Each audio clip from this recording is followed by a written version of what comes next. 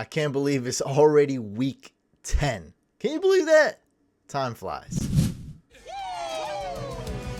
What's going on, Couch fam? Welcome to my week 10 waiver wire video for fantasy football. We got waiver wire pickups at every single position, including defense and kicker, and they're ranked. Let's go straight to the waivers. Just want to say really quick, there are 4 teams on bye this week: the Ravens, Bengals, Jets, and Patriots. Moving on to quarterbacks to add. Justin Fields, even better than I thought he would be. Told you guys last week he's pretty much a must add, and I just want to really nail that in right now that he is an absolute must add. He is a QB1 moving forward and has been the past few weeks. So if Justin Fields is somehow available in your league, any type of league, any type of format, absolutely go and add him. If you're looking for a streaming option, not too bad as a QB2 moving forward long term as well. Trevor Lawrence, you guys know I like targeting these type of players. Going against the Chiefs, the Jags is going to have to throw the ball. There's going to be garbage time in the fourth quarter, and if that term offends you, garbage time, let's just say the Jags will need to go up tempo, 2-minute drill, throw the ball, and score a lot of points, competing with a guy like Patrick Mahomes on the other side of the field. Matthew Stafford, we don't trust him. He's been an absolute bust this year, but I do like him. If I was still playing these DFS tournaments, I would go with the Matthew Stafford stack. Same thing with the Chiefs I was talking about. When you face opponents going against the Chiefs or Cardinals, I like it. You're going to need to throw the ball in this type of situation. Well, the Rams throw the ball every play anyway. They cannot run, and it will be an up-tempo game when you face the Cardinals. Deshaun Watson comes back week 13. It's almost week 13. Jimmy Garoppolo doesn't have a lot of upside, but he is a borderline QB1, as in a top 12 fantasy quarterback a lot of weeks. This team is stacked. They're going for a Super Bowl. The check down king CMC is there. You can't even check down. Come on, that's derogatory. We can't even call CMC that, but he gets a lot of receptions. This team is stacked, and if they do add Odell Beckham Jr., who can contribute as soon as a few weeks, it's going to be a great team. And Jimmy G's not going to have to do a lot. His receivers and running backs and tight end can get those yak yards, can get those touchdowns. So I do like Jimmy G.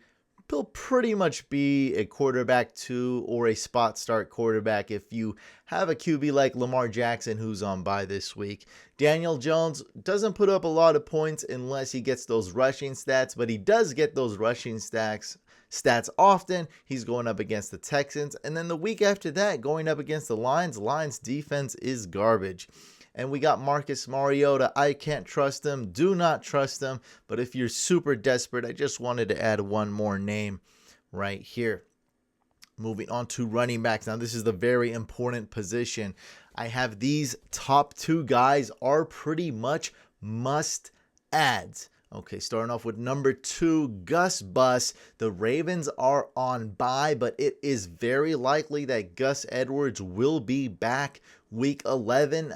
At the very latest, he should be back week 12, so definitely add him. Like what? He's going to be like your RB5 if you add him, right? RB6. I think that's worth an add. And then Jeff Wilson surprised me, was pretty much a 50-50 split with him and Raheem Mostert, and this was his first game in a Dolphins uniform. So just being on the team for a few days, he did very well. And so I do see this being a 50-50 split moving forward. Maybe Jeff Wilson gets even more than 50% of the workload. He looked good in this offense, which is pretty similar to the offense he was just in. So Jeff Wilson definitely worth an add. Gus Bus definitely worth an add. And now we're getting into more deeper league or stash territory. Rachaad White, I keep saying it every week, maybe gets more snaps after the bye week. Athletics beat writers are saying that Rachaad White's going to take over this backfield. Now, I don't actually believe that's going to happen. I think of stuff in terms of percentages. So I'm going to say this, it's very probable. So I do believe that Rachaad White will get more snaps after the bye week. I also do believe that Leonard Fournette has a realistic shot of getting hurt. or missing time. And I don't think Rachaad White will take over the backfield if Fournette is healthy, but there is a chance, and I'm going to say a 30% chance, that White overtakes the backfield from Fournette. So there is a shot at that. I love stashing Rachaad White. Elijah Mitchell becomes the most valuable handcuff in all of fantasy pretty much. Jalen Warren, Chuba Hubbard. This is an interesting ad. He could be ready this week. Falcons, Panthers play Thursday night football, so definitely worth considering adding if you need a running back. Isaiah Pacheco, I don't really like him. We see a lot of McKinnon. We see a lot of Clyde Edwards-Helaire. We see a lot of Pacheco. But hey, he should be rostered, I guess, in most leagues, especially 12-team or deeper. Kyren Williams worth a stash in PPR leagues. He should be coming back week 10. He's on IR still since week 1. And then I got Dwayne Washington here in case you believe that TMZ video of Kamara is going to get him suspended. Dwayne Washington should be the man there. That's hard to call it that, but he is the RB to benefit the most if Kamara misses time. Moving on to wide receivers. Again, I think I said this on the last video. The way I rank these wide receivers isn't going to matter too much. For example, number 9, Marvin Jones, pretty much just as good as a lot of these other guys on this list. So don't pay too much attention to the numbers. The rankings matter a lot more on my other positions. But I'll just list them off really quick. Wide receivers, pretty tough to predict what's going to happen. Kind of mumbles and jumbles in after the elite guys. So number 1, I have Donovan Peoples-Jones. Remember, Deshaun Watson's coming back really soon. And even without Deshaun Watson, DPJ has been very good. Zay Jones going against the Chiefs. Michael Gallup, Wan'Dale Robinson, Jahan Dotson. Could be back week 10, returning back from that injury. DeAndre Carter, very viable option with Keenan Allen and Big Mike Williams hurt. Mecole Hardman, after the first few weeks, he's been pretty good. MVS has kind of been irrelevant. So it's Juju, it's Kelsey, and then it's Mecole Hardman. He's been a good part of this offense, not really used as a traditional wide receiver a lot. That's not where he's getting his fantasy points, but who cares when you have one of the smartest, one of the coolest, most creative offenses in the game, and really good offenses. They put up a lot of yards.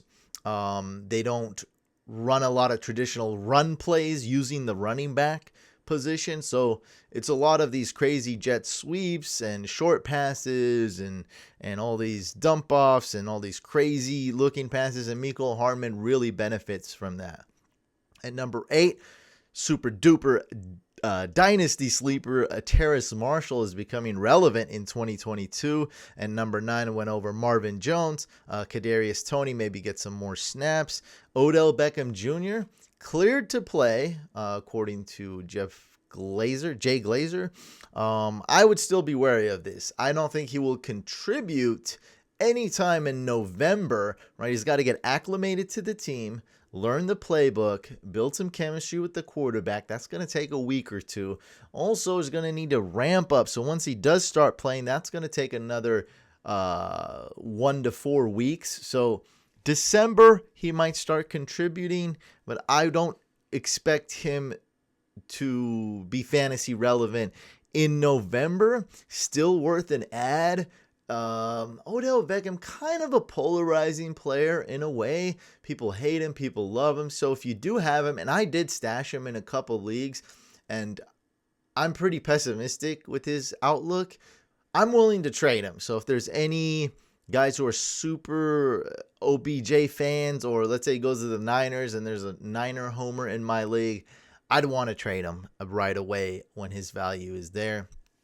Because OBJ is going to a team that's trying to win a Super Bowl, that is going to make the postseason. Because if he goes to a team that's not going to make the postseason, he's not going to really play. There's really no point of this. He wants to go to a team that's pretty much a lock to make playoffs, right? That's my theory anyways. That's what makes sense to me. And then we got Van Jefferson here, who's only really worth an ad in really deep leagues. Probably would be picking this guy in DFS tournaments if I was still playing. Matthew Stafford, Van Jefferson stack, contrarian stack. Let's go. I'm not going to play. I'm not playing DFS this week. Week 10, tight end pickups. All right, so this is not just this week, but long term. Greg Dulcich, absolute must add. Go get him. You don't find guys like this often, okay? It's rare. It's kind of miraculous, but they're not going to be coming often. Might as well go pick him up, all right? Cole Kmet, worth an ad, and Isaiah Likely, worth an ad. So these top three guys are good tight end ads. It's week 10. We have good tight end ads. Don't come complaining later that there's no tight ends if these guys are available. Go add these three guys. Now, after that, these guys aren't really worth adding unless you're looking for a tight end 2 in a deep league.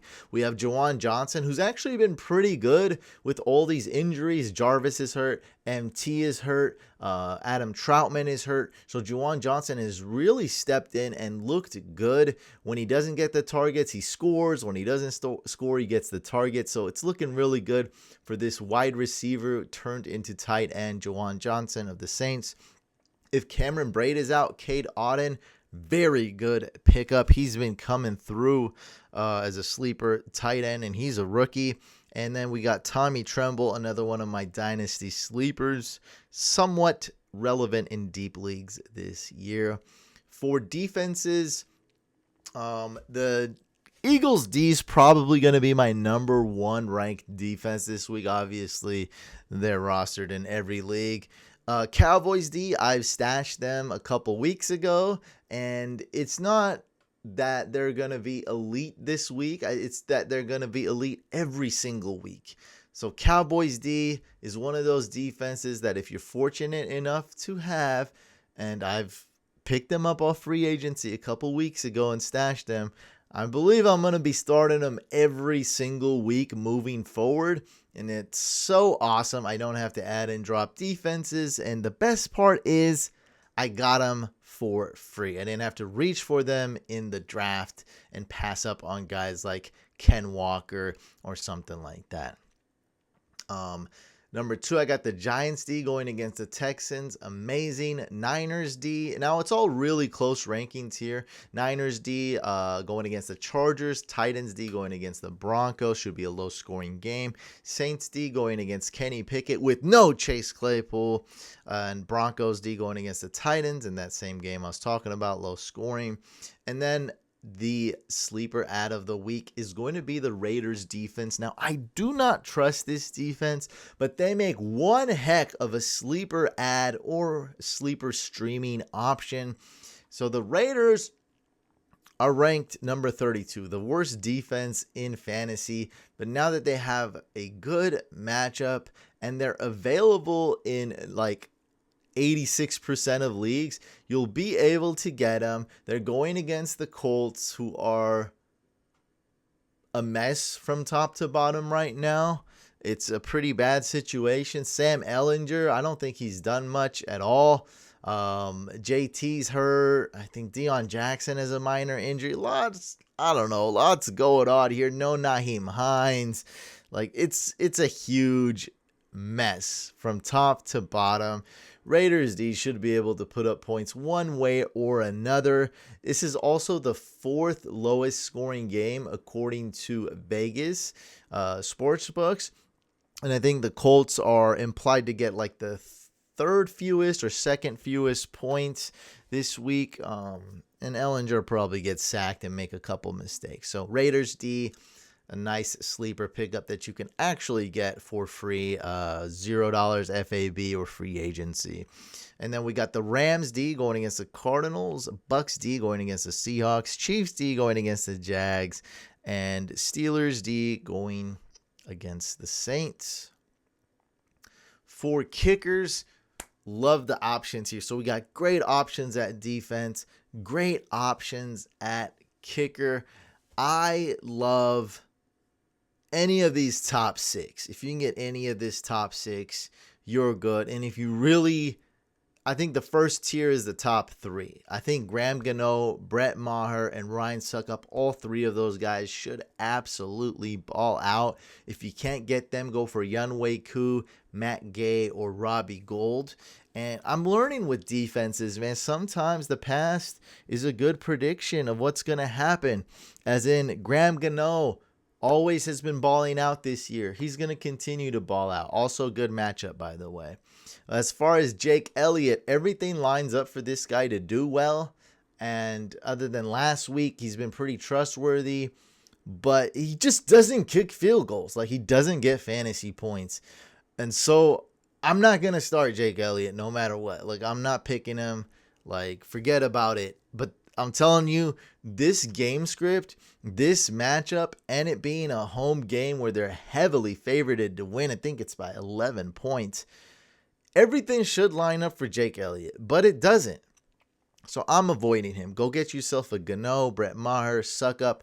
Probably will be able to get one of those three. If not, go get Koo, Gay, or Robbie Gould. Cairo Santos, great sleeper, super sleeper kicker this week going against the Lions. And I just have Will Lutz. Just so I like having more guys for you to pick up in case everyone else is already rostered in your leagues. There you have it, guys. Make sure you subscribe to this YouTube channel. Subscribe to our second channel. It's called Fantasy Couch Podcast. Stop what you're doing and go subscribe to that, please. Remember, Fantasy Couch Podcast on YouTube. Good luck this week, everybody, and I'll catch you guys on the next video /live.